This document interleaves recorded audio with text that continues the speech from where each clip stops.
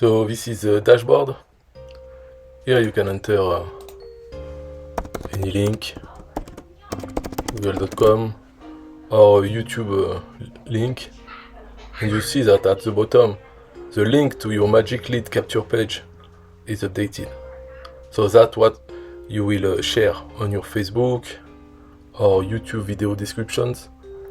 Here you can put a title, so you know it is added to the link, so it will be used in the title of the lead capture page. Same for the description. So once you have it, you just right click and copy link, or you just click here, copy to dashboard, or here to share it on Facebook.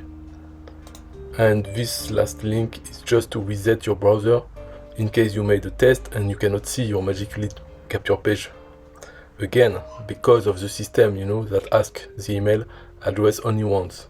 So this is a way to reset it. And that's it for this dashboard page.